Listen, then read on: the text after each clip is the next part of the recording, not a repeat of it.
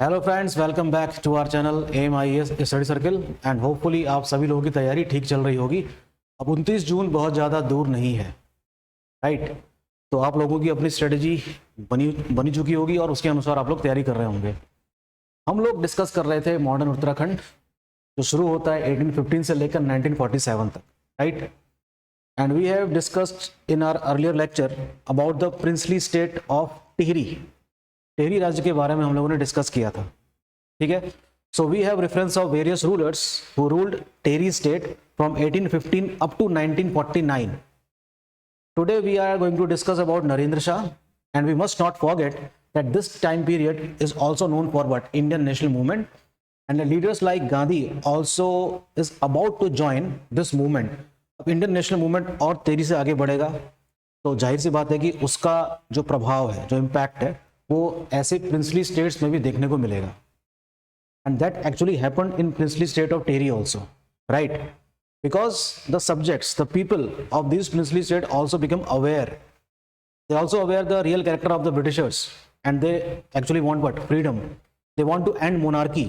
राजतंत्र समाप्त करने वाले हैं। तो अब राजशाही के जो दिन हैं वो लदने वाले हैं, ऐसा भी हम होते हुए देखेंगे। सो नरेंद्र शाह के समय में कौन कौन से इवेंट्स हुए उस पर नजर डाल देते हैं फटाफट। So when Kirti Shah died, Narendra Shah was minor. कीर्ति शाह की मृत्यु के समय में नरेंद्र शाह अल्पवयस्क थे। इनकी माता हैं नेपालिया, who became his mentor, and we have a reference of 4-member council was formed to look after the affairs of the administration. जैसा कि होता है, ये कोई नई बात नहीं है। That king was a minor, and mother became what? The mentorship. And there is a council of 4 or 5 people who look after the affairs of the administration. This was not new thing actually. Narendra Shah, like his ancestor, shows his ability in the development of modern education. एक खास बात तो हमको ये नजर आती है कि जितने भी शासक थे टिहरी रियासत के, all of them are very learned people. सभी के सभी मदद करते थे, या कह सकते हैं कि इंटरेस्ट लेते थे किस चीज में? वेलफेयर एक्टिविटीज में। Narendra Shah was also one of them. So what he did? He sent some of the promising youngsters to France and Germany for the forest training, and even get them recruited in the Forest College of Dehradun for forest training. है ना important बात कि कैसे एक शासक कितनी रुचि ले रहा है किस चीज में? कुछ युवाओं को ट्रेनिंग दिलाने में, और फ्रांस और जर्मनी जैसे देशों में भेज भी रहा है, ठीक है। तो इसलिए मैंने अलग से यहाँ पर एक हेडिंग डाली है कि what was the contribution of Narendra Shah in the field of education. Very important. देखते हैं what he contributed in the field of education. He took keen interest, and Pratap high school was transformed into intermediate level in his times. Some students also got the benefit of scholarship scheme. छात्रवृत्ति की योजना भी इनके समय में चली।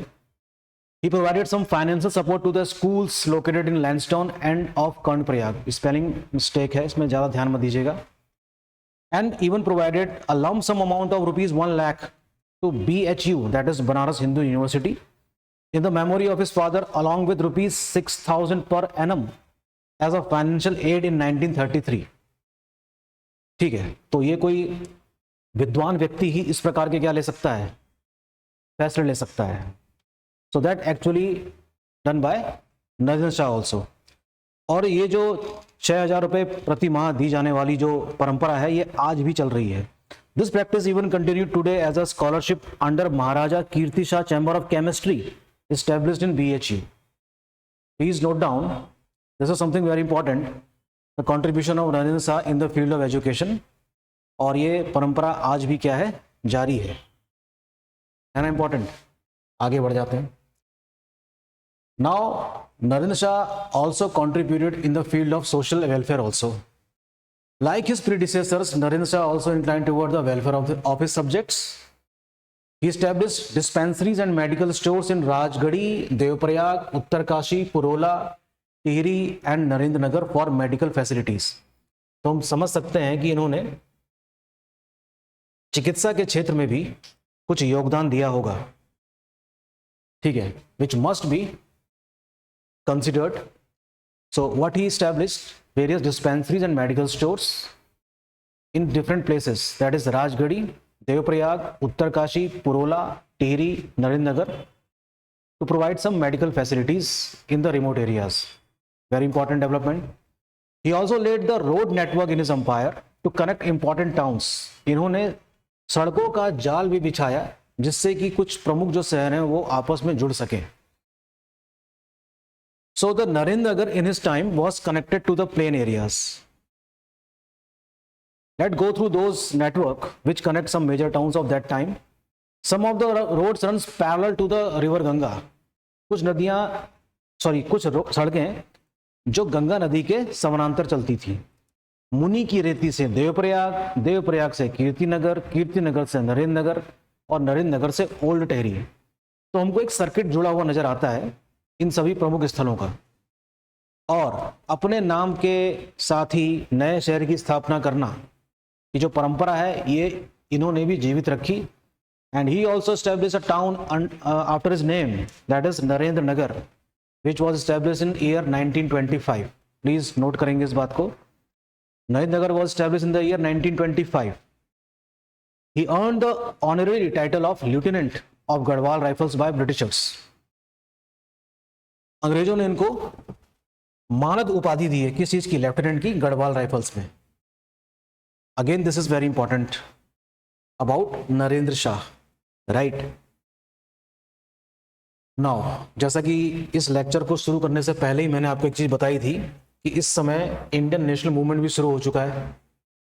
तो obviously उसका जो इम्पैक्ट है हमें टेरी रियासत में देखने को मिलेगा. तो पता लगाते हैं कि what actually happened in his times during the Indian national movement. Okay, in mid 1920s Indian national movement gained considerable momentum and all India level under different leadership. ठीक है, कह सकते हैं कि 1920s में हमको कई सारे लीडर्स देखने को मिलेंगे जो अपने तरीके से इंडियन नेशनल मूवमेंट को आगे बढ़ा रहे थे. Some of the great names are Gandhi ji, Jawaharlal Nehru, Subhash Chandra Bose, CR Das, Motilal Nehru, and young guns of India like Chandrasekhar Azad, Bhagat Singh and others. Okay, so this wave of nationalism echoed in the Tehri state as well. तो ये जो आहट है ना Indian national movement की, जो wave है, ये जरूर कहाँ पहुंची होगी? टेहरी रियासत में भी. वहाँ के लोग भी अवेयर हुए होंगे कि अब राजतंत्र के अंतर्गत हम नहीं रह सकते. तो two major event diverts our attention during his times. इनके समय में दो ऐसी घटनाएं घटती हैं नरेंद्र शाह के समय में जो हमारा ध्यान आकर्षित करती हैं. वन वॉज तिलाड़ी और रवाई कॉन्स्पिरेसी. तिलाड़ी कांड या रवाई कांड के नाम से जाना जाता है 1930 का. And the martyrdom of the Sridev Suman after 84 days of hunger strike in 1944. Right, दो प्रमुख घटनाएं जो नरेंद्र शाह के समय में हुई. एक का नाम है तिलाड़ी अर्थात रवाई कांड जो कि 1930 का है. ये टॉपिक हमें अलग से समझना होगा, ठीक है, लेकिन हुआ इनके समय में है. और जो शहादत है श्रीदेव सुमन की 84 दिनों की भूख हड़ताल के बाद 1944 में, ये इनके समय में हुई है, जो मान सकते हैं कि नरेंद्र शाह के समय में का एक काला अध्याय इन दो घटनाओं की वजह से माना जाता है. But in both the occasion Narendra Shah was not present in the kingdom.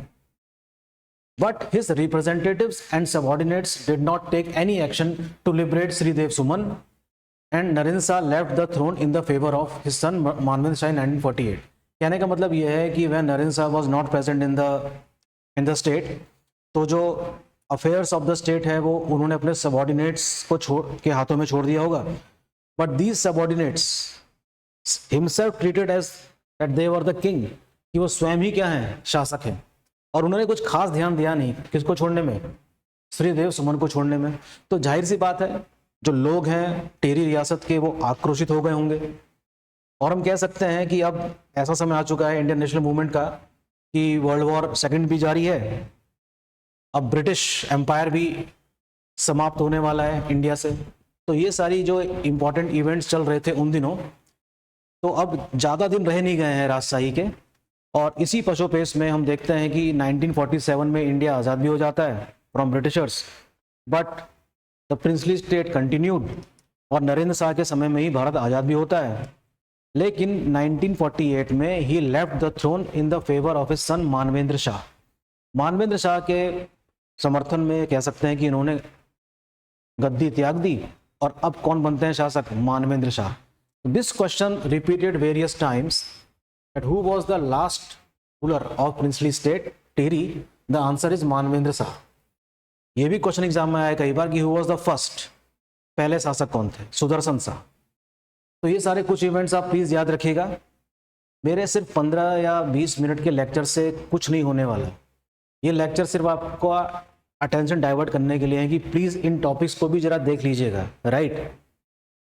Manvendra Shah was the last ruler of the Tehri state and during the action of integration of the princely state all over India the Tehri state merge into Indian union on 1 August 1949। ये भी exam में कई बार question repeat हुआ है कि किस तारीख को टेरी रियासत को भारतीय गणराज्य में मिला लिया गया था? That is 1 August 1949, right. ठीक है, तो अगर मैं रिकैप करूं आपके लिए तो हमने क्या क्या देखा था। सबसे पहले हमने देखा Pradyumna Shah died in the battle of Phulbura, युद्ध जो 1804 में हुआ था। ठीक है, उसके बाद सुदर्शन शाह किस तरीके से शासक बनते हैं ये देखा था हमने। और लगभग सभी राजाओं ने अपने नाम की राजधानी भी बनाई, ये बड़ी इंपॉर्टेंट बात थी। Bhawani Singh, Pratap Shah and all of them were very good rulers as far as the welfare is concerned actually.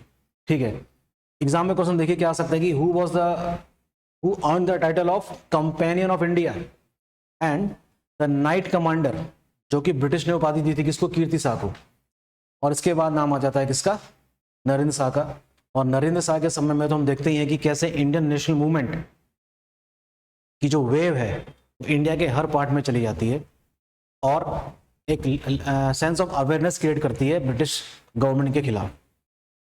तो वो तो एक अलग टॉपिक है मॉडर्न इंडिया का कि किस तरीके से भारत को आज़ादी मिली, काफ़ी इंपॉर्टेंट है, आपको हिस्ट्री वाले पार्ट में इसको पढ़ लेना चाहिए।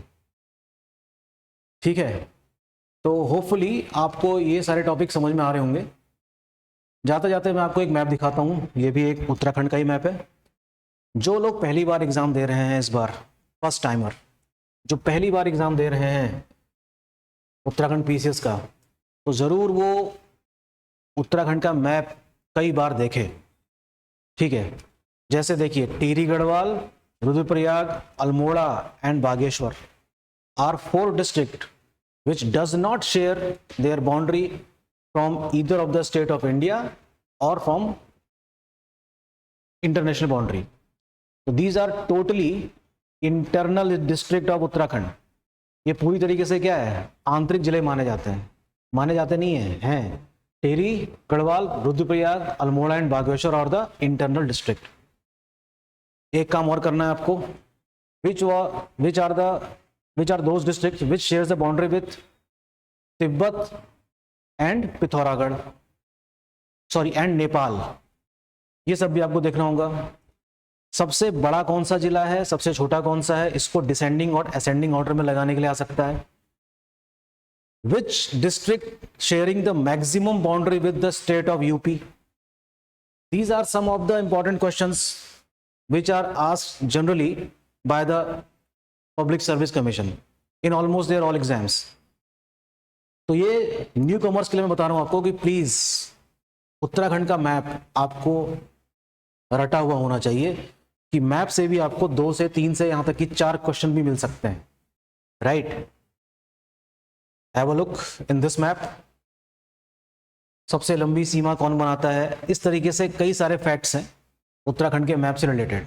ओके, सो मिलते हैं नेक्स्ट लेक्चर में और पढ़ाई करते रहिए और कमेंट बॉक्स में कमेंट भी करते रहिए कि आपको ये लेक्चर क्या हेल्प पहुंचा रहे हैं या नहीं। Thank you.